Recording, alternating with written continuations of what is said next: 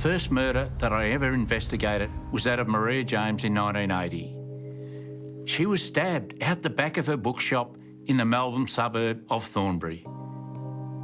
You never forget the first homicide that you've investigated, but more importantly, you never forget the family that's left behind. I always say, every family deserves answers.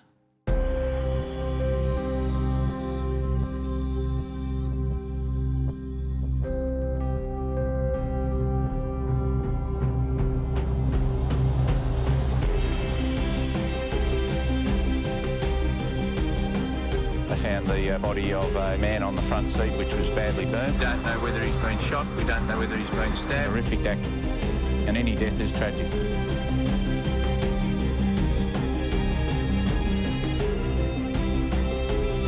A total of 9 shots were fired. The best detectives Victoria's ever seen. I don't intend to stop till someone's brought to justice. Failure is not an option.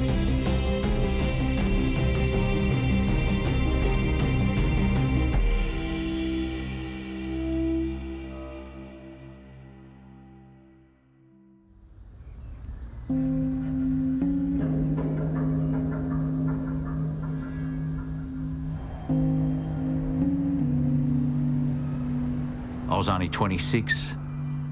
I'd been at the homicide squad probably a week. Brian McCarthy was my senior sergeant. We're sitting in the office when the phone rang. Brian took the call, looked out over his glasses, wrote some notes, got off the phone, and then he said, "We've got a job." And that was just a terminology that meant that we had a homicide. This was my first one. And he told me that there was a lady called Maria James who had been found in a bookshop in High Street, Thornbury.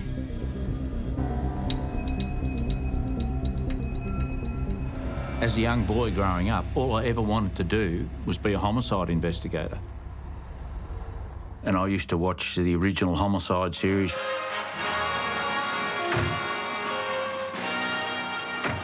And I was fascinated as to how they could solve a murder inquiry in an hour. And I thought, you know what, that sounds exciting, and ultimately that's what I went on to do.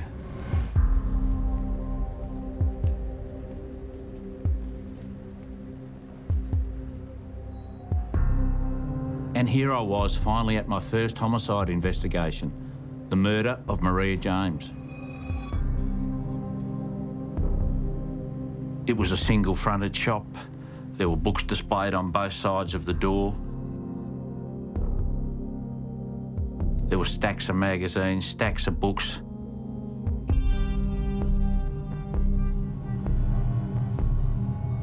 And then you walked to a door, and you opened that door, and straight to the right of that door was her bedroom.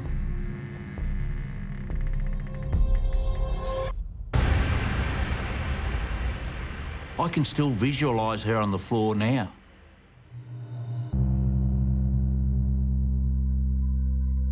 There's white shag pile carpet. There's blood all over the carpet. Her hands are tied with hay band. These are horrific injuries and an horrific crime scene. There is absolutely no doubt whoever was responsible would have been covered in blood. This is where someone's lost their self-control. Maria was 38 years at the time of her death. She had 2 sons, Mark, who was 13, and Adam, who was 11. And she was running this second-hand bookshop.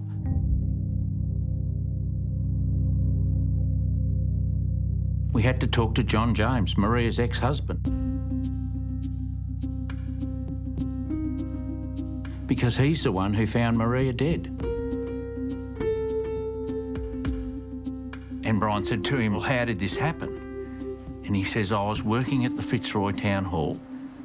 It was around 11:30 or something like that. She made a phone call to me.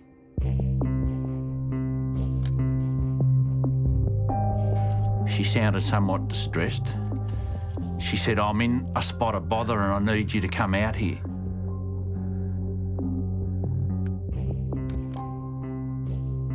He said, "I told my PA that I was going out to see my estranged wife. I got in the car and I hurriedly came out to the bookshop. I went to the front door. The front door was locked. So I went around to the back of the bookshop and it was locked also. So I got a ladder and I went through a window. I came through the residence of the shop, and then to the left is the bedroom right near the entrance to the bookshop. The door was ajar and I looked in. I couldn't believe what I saw.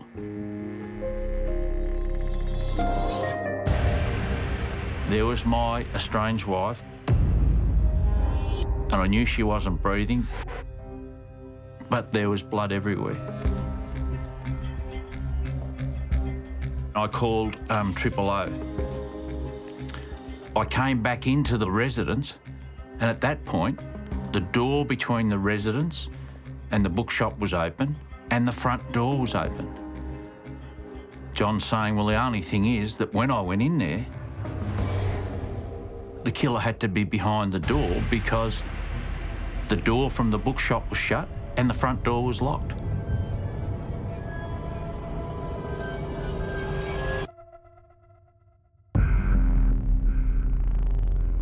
This was the first homicide that I'd been involved in. There were lots of things to process. And one of the first things that we found was there were 2 cups on Maria's table.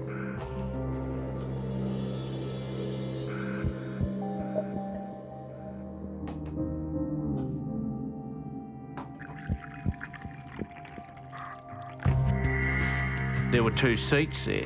You're not going to go and make a cup of tea or coffee for someone you're not comfortable with. She's comfortable having a conversation with someone. Then for whatever reason, it deteriorates. So what's happened in that conversation to get it to that point? This is somebody who knows her. This is someone who is upset.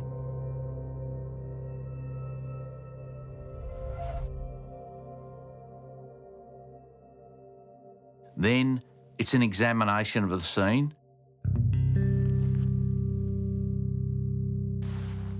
And there's exhibits taken. There's a bloody string around or hay band around her hands that's taken.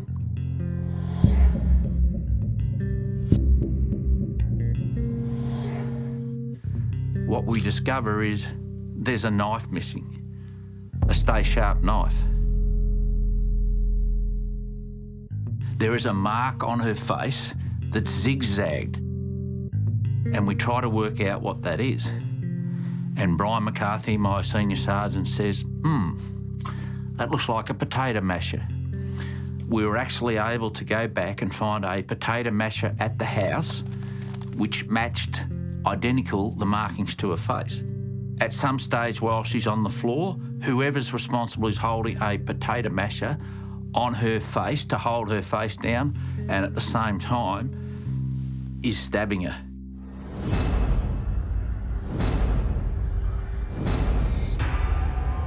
The weapons are from the house. What does that tell you? It tells you this, that the person who went there did not necessarily go there with the intention to kill her. These are weapons that are at the house. The potato masher is from a drawer. The knife is from the knife block. The argument's developed quite clearly.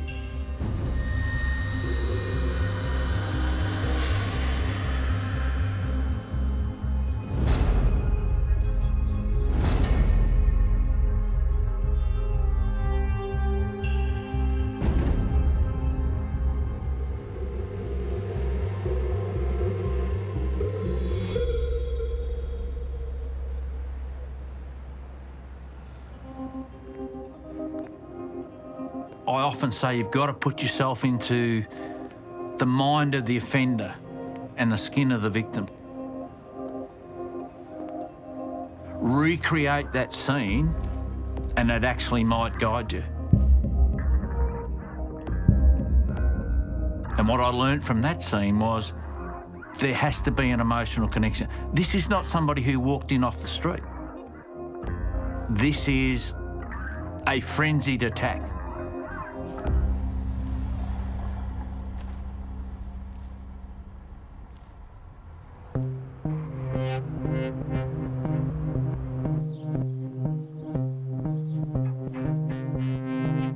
Quite often in murder investigations, the estranged husband or those that are very, very close to the deceased are responsible.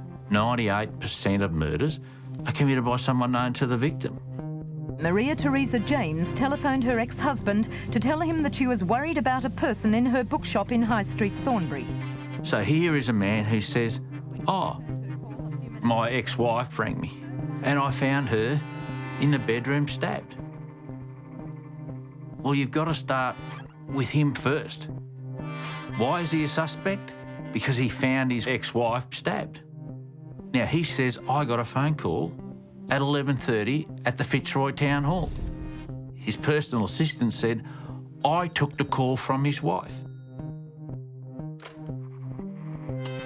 I put the call through to John. So we were able to find people at the Fitzroy Town Hall who put John at the town hall. So on that basis, he was eliminated.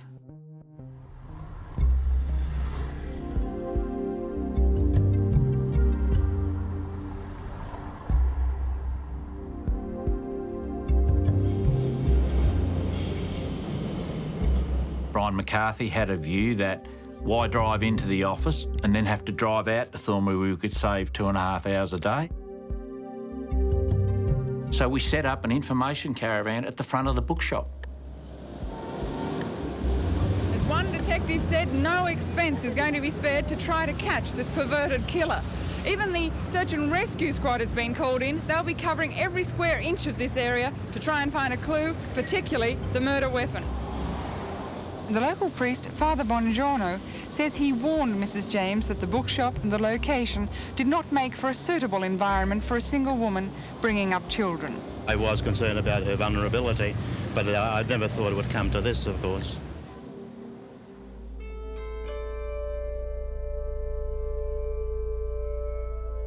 The public knew that we're operating from the shop. People knew we were there and were happy to come in and share information with us. A man who comes forward, he says, at 9:10, I'm working at the service station. There was a petrol station opposite. And I look across and I see a man knocking on the front door of the bookshop. He's got a blue blazer coat on, grey trousers, and he's carrying a briefcase. The door opens and he goes inside. He doesn't see him come out. Who is that person? Initially, no one knew who it was, but I think from the publicity, someone came forward and said, he's a man whose name's Mario Valuchi. He lives at 3 Hutton Street, just across the road.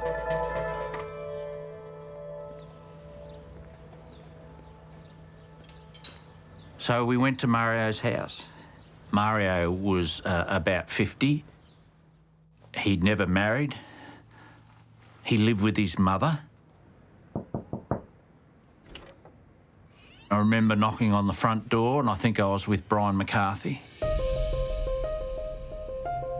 Say to Mario, what can you tell me about Maria James? He admitted that he was the person that went there at 9:10.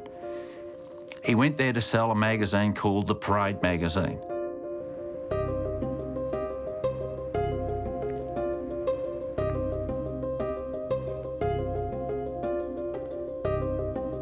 They were a magazine from the United States of America. A lot of them were related to sexual killings, and they were a very, very odd magazine.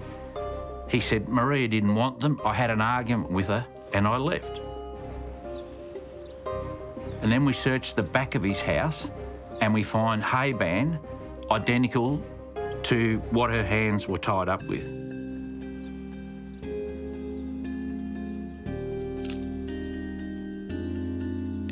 whilst we're searching his bedroom, we found a receipt, and it was for a dry cleaning service. And we asked him about that, and he said, oh, I'd taken my blue jacket in to be dry cleaned.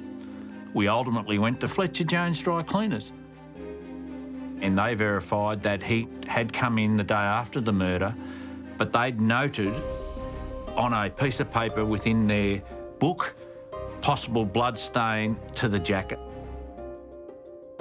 So now we have what we think is a pretty good suspect.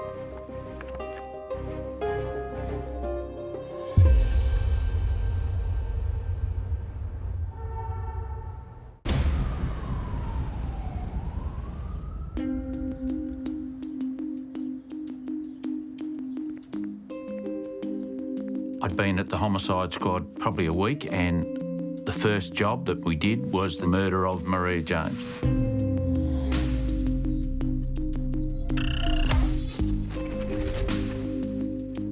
Mrs. James was stabbed 68 times in the upper body in what detectives describe as a slow, sadistic ritual.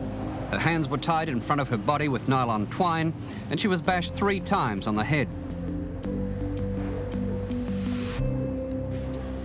This is an horrific thing where someone's lost their self-control. Maria was 38 years at the time of her death. She had 2 sons, Mark, 13, and Adam, who was 11, and was intellectually handicapped. She was someone who was a devoted Catholic, went to church every Sunday, and would take the boys to the church. Maria was separated from John. He was the father of both Adam and Mark. She ran the local bookshop to support herself and her boys. My mum was about the best mum any child could ask for. Mum was well known in the community. I mean, back then it was, it's not like it is today where some of us don't even know who our next door neighbours were. Back then, everyone knew each other, and she was well liked by all. And this is a photo of your mum in her wedding dress. It was taken just before her wedding. Right. And you might remember this one. This is a photo. She really looked after us. In everything she did, there was care, there was devotion, there was love. You know, also with Adam, with his mild handicap, that didn't put her off in the slightest. She put every bit of extra effort into, you know, developing Adam and communicating with Adam and ensuring that his needs were met. She was a great mum. You couldn't ask for a better mum.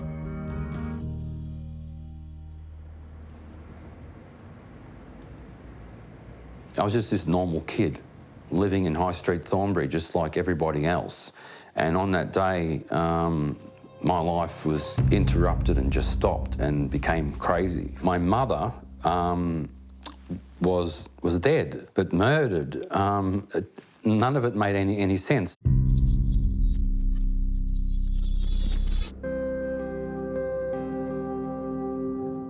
For Adam and for Mark, the most important thing to them is, I want to know what happened to my mother.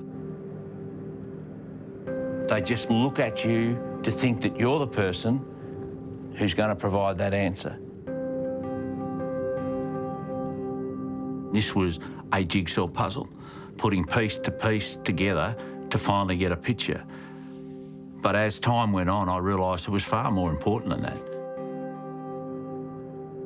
Those who had passed on didn't have a voice. This was about bringing a voice, bringing some resolution to their family as to why someone would take the life of their loved ones.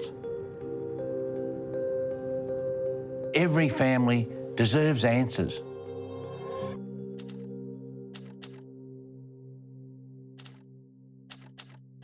Just when you start and you think, aha, we've got it, Mario must be responsible because he had a motive, and the motive was that he was upset that she didn't buy his magazines and he lived around the corner.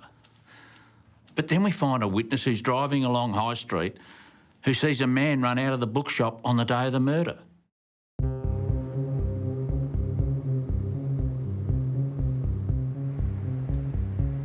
She nearly ran over him and she saw that man run into Hutton Street. This sketch is a likeness of the man police are looking for. They believe someone in the Thornbury area must know him, and they believe he may have frequented the book exchange. And then the guy at the railway line sees that man run, and he describes him again as having hairy arms, a short sleeve shirt, but his hair is receding. So that is a description given by two different witnesses, which is nearly identical. But their descriptions didn't fit the physical description of Mario.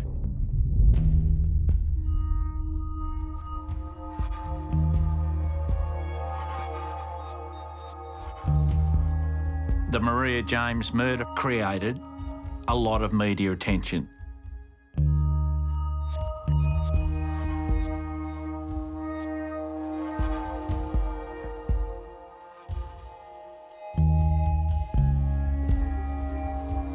Soon we had more potential suspects to look at. We find out that Maria's told someone, I'm having a relationship with someone who works for Telecom. Who's that person? We also approached the Catholic priest, Father Bongiorno, because Maria went to the church there.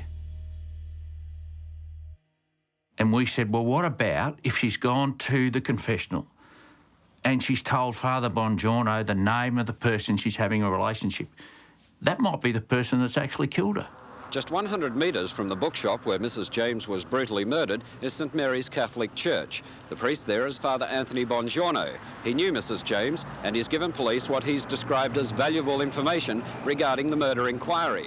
However, now, all we ever wanted Father Bongiorno to say really was, yes, she confessed to having an affair, at least that much, without going the next step of naming. And he said, I can't divulge anything out of the confessional. can you quite categorically say you are not withholding any information? All I can say is I've given them all the information that they have a right to know. Well, if he knew that she was having an affair, there's a moral obligation to tell us. And I thought he was somewhat bombastic.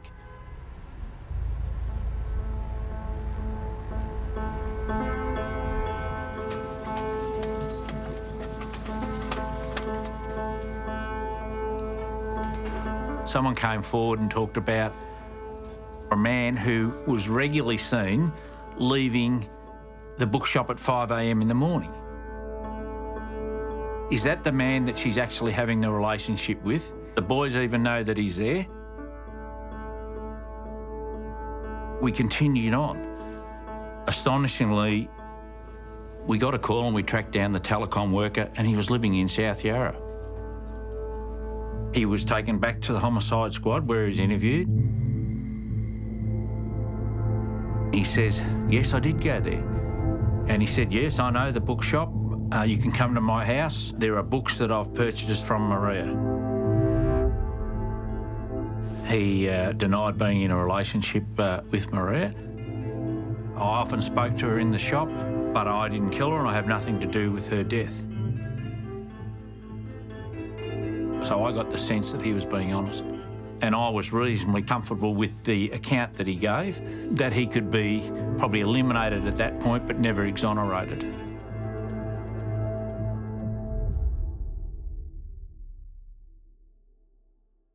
Would you believe that within 3 days of that interview, he took his own life?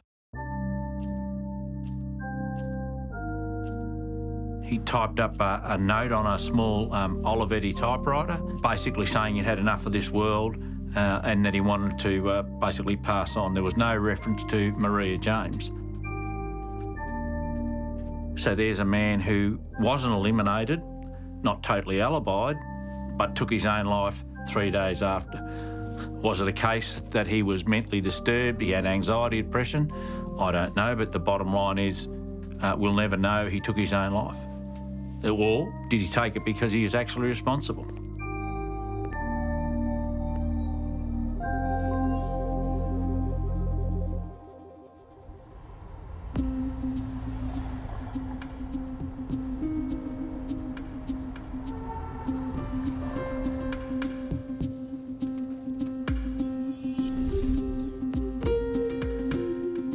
worked at the bookshop from 7 o'clock till about 11:30 at night. I was living at a place called Launching Place, which was 65 kilometres from Melbourne. So by the time I got home, it was 12:30. I'd get into bed and I'd be gone by 5:30 in the morning.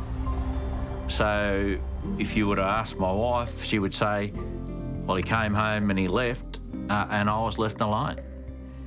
And that's the reality of what it was back then. For Ron, selected to become a homicide investigator was his dream, and he believes that the victims' families need total support. And I think, you know, it was very draining on them because the families did expect answers very quickly. They wanted a culprit. Sometimes their anger fell upon the investigators only because they didn't know where else to point the blame, but I think he really worked hard for the families. He was always like that.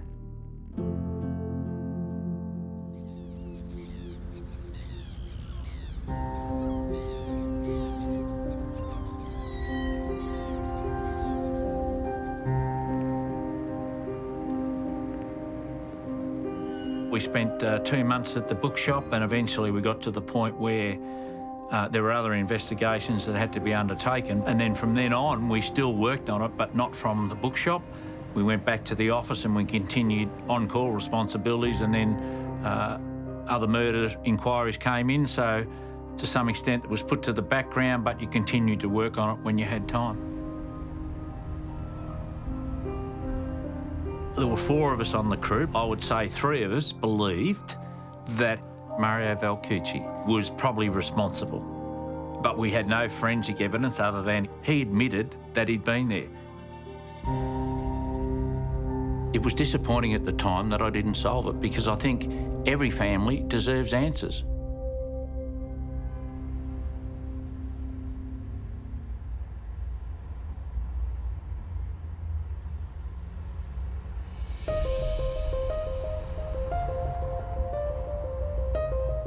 In 1980, there was no such thing as DNA. And then as time progressed, by 2000, DNA was reasonably sensitive. So we had all the exhibits from Maria James' case re-looked at to see if we could extract DNA. There were pillowcases or pillows at the bookshop, and pillowcases were collected back in 1980. Back then, all we could have got was, yes, that's Maria's blood, no further examination. When we re-investigated it in 2000, those pillowcases were taken to the Forensic Science Laboratory.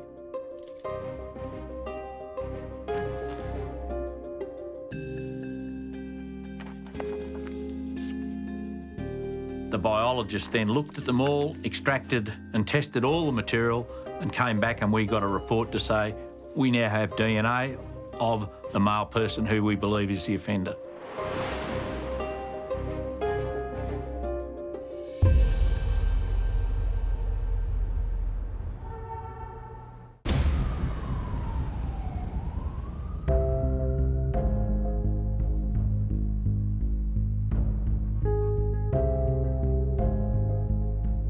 By the early 2000s, I was running the cold case unit at the homicide squad.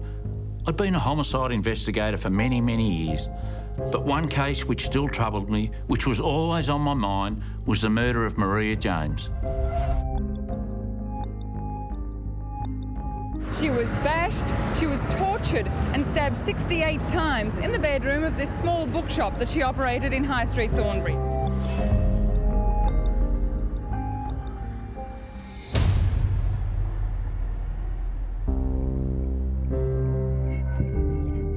"20 years on, we still have a list of suspects: Mario Valuchi, the telecom worker, and various other people.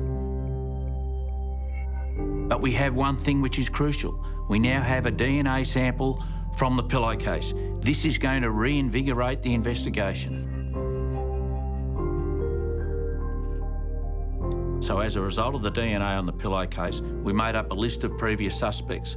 We then went around to obtain their DNA and, where possible, eliminate them from the investigation.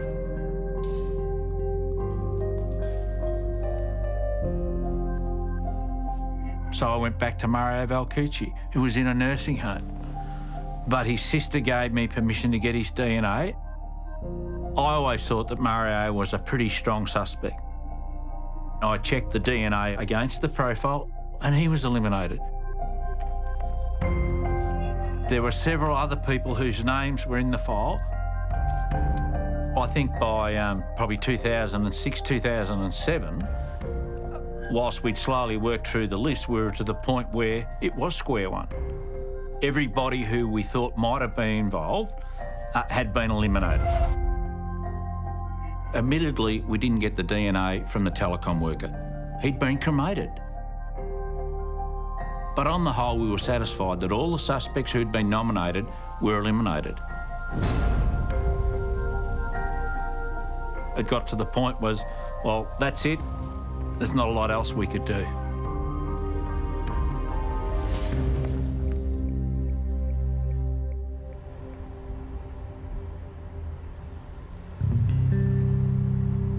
Then out of the blue, popped up another suspect.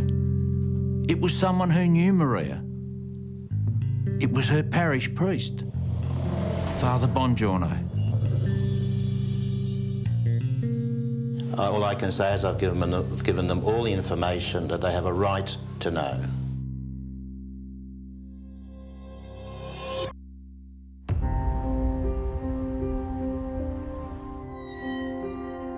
Keith Moore from the Herald Sun was always someone who was passionate and wrote stories about unsolved homicides. He wrote 2 or 3 different stories around the Maria James murder from 1980, how fascinating it was, and eventually he wrote a story that Father Bongiorno had been charged with pedophilia.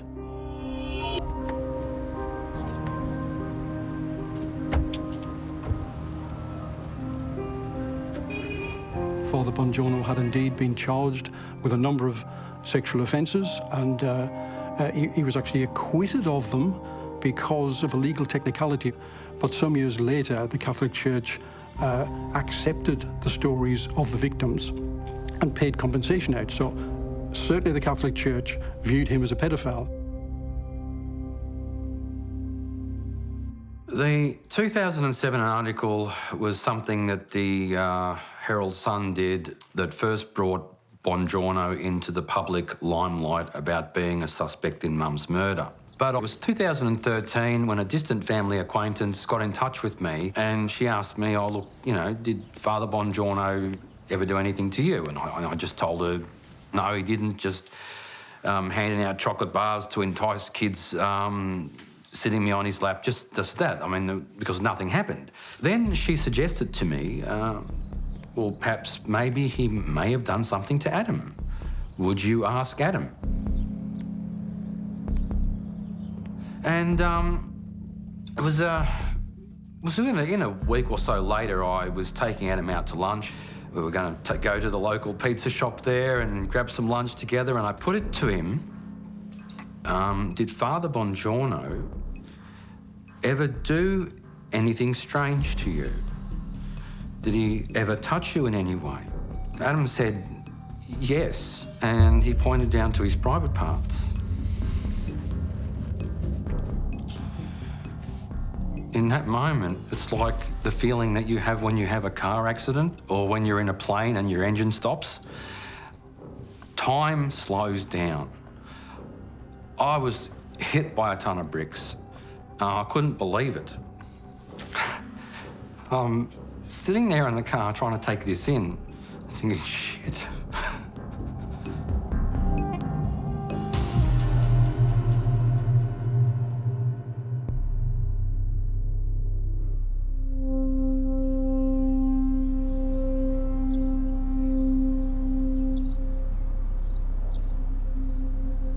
He was behind the altar and he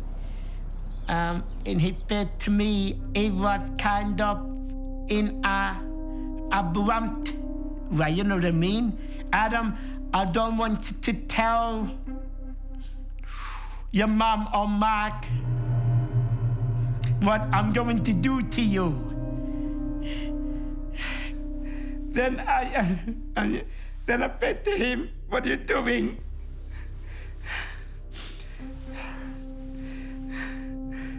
Then I asked him to stop. He wouldn't stop.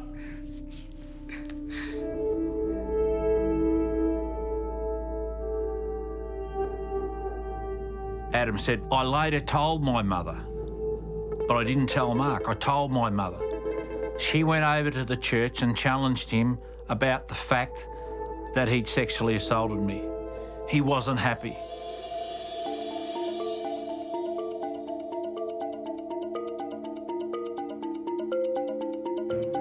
What happened in that morning, when she was making breakfast, she was standing at the stove, and she said to me, if anything ever happens to me, make sure that you look after your brother.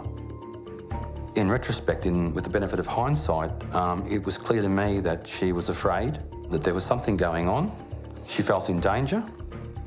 You know, I then had breakfast and went to school like any other day, completely devoid of the knowledge that anything had transpired.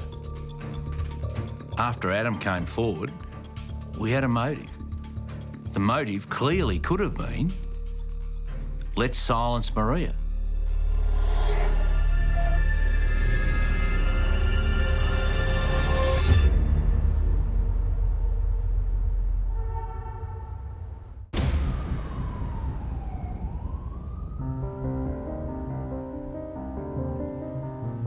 By the early 2000s, it looked like we'd never solved the murder of Maria James. We'd eliminated all the suspects. Then out of the blue, popped up another suspect. It was someone who knew Maria. It was her parish priest, Father Bongiorno. As it turned out, Adam says, my mother left me with Father Bongiorno 2 days before the murder because she had no one else to look after me. He said, whilst I was there, I was sexually abused by Father Bongiorno.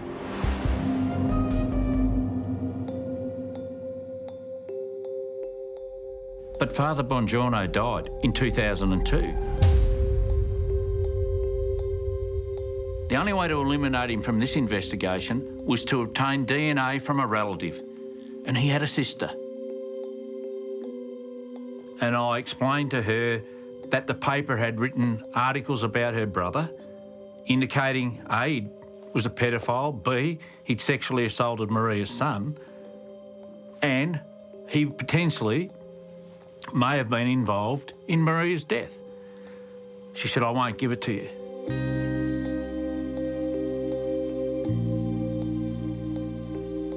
So we were then hamstrung about trying to eliminate him.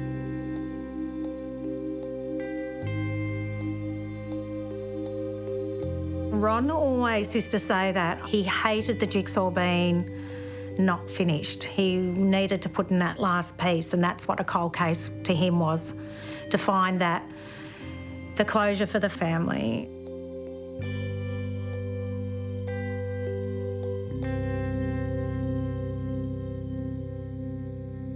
Then all of a sudden, Rachel Brown, a journalist from the ABC, came along.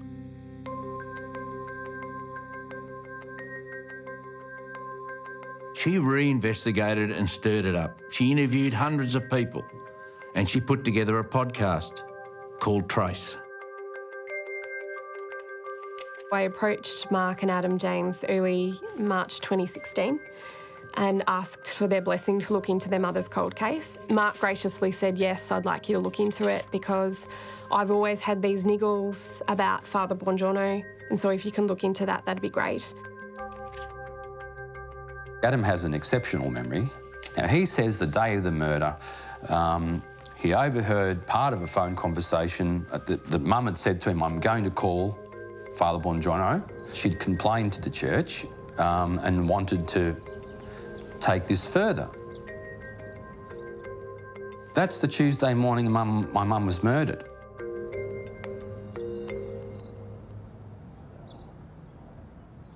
Other priests were brought up in the podcast that Rachel Brown did for the ABC. One was Father O'Keefe, who also assaulted Adam.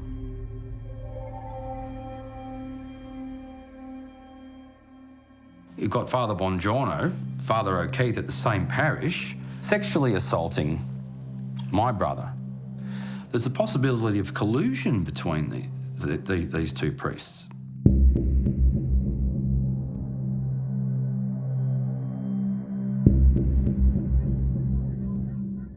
Now, Ron Iddles says that men of the cloth were never doubted, you know, back then. You wouldn't think that they were capable of paedophilia, let alone murder. So he was someone that was never questioned as a suspect. And he was really resistant to helping police in the early days. I understand later on he became a little less so, but still unable to reveal who the killer was.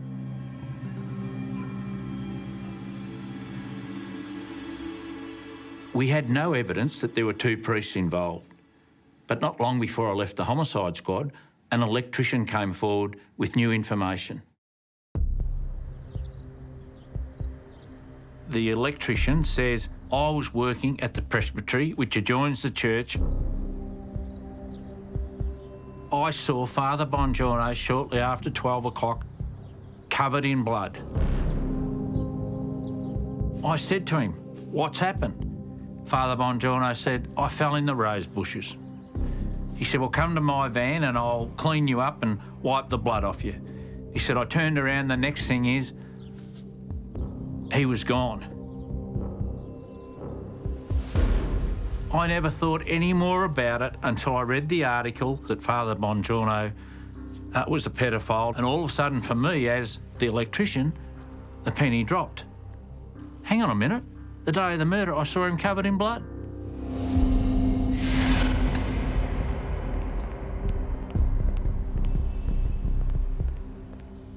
Now, he says I'm not mistaken about it. So all I'm saying is that is a factual statement which in any homicide case you would wish for. It's nearly the smoking gun.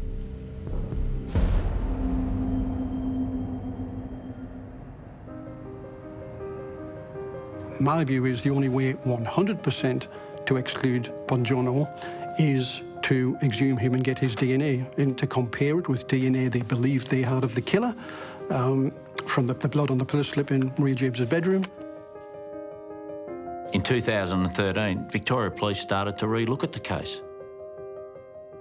And what happened was they went back to the exhibits and the exhibit that had the DNA of the killer on it.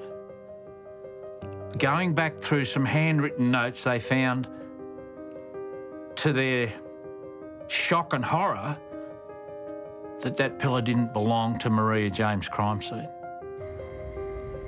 Because when you go back to the original crime scene, there are only 4 pillows there. When we tested it in 2000, there's 5 pillows. Now, that was unbeknown to us. We get a result which says we have the profile of the killer.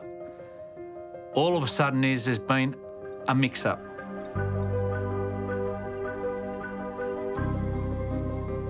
Victoria Police say that the DNA bungle happened because the exhibit from an older case was sitting on a shelf beside Maria James's exhibits bag, and that someone put it into her bag. So Victoria Police have come out and said that due to human error, we do not have the DNA of the killer.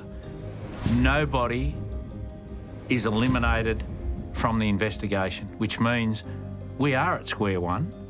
Every potential suspect is still back in the frame.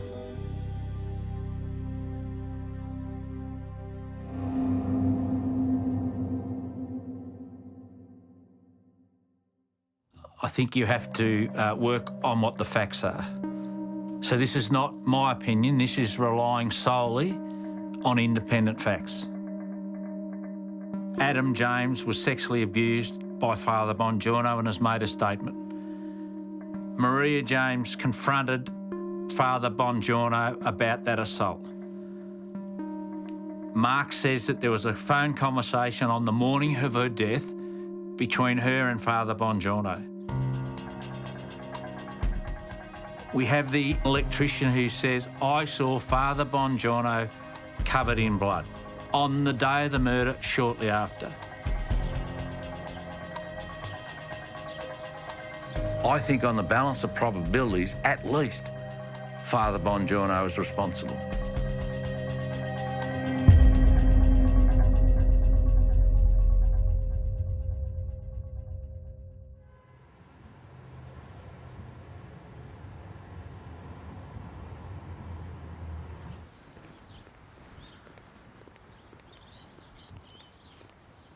I think I know who killed my mum. The evidence is pretty clear. Here it is here.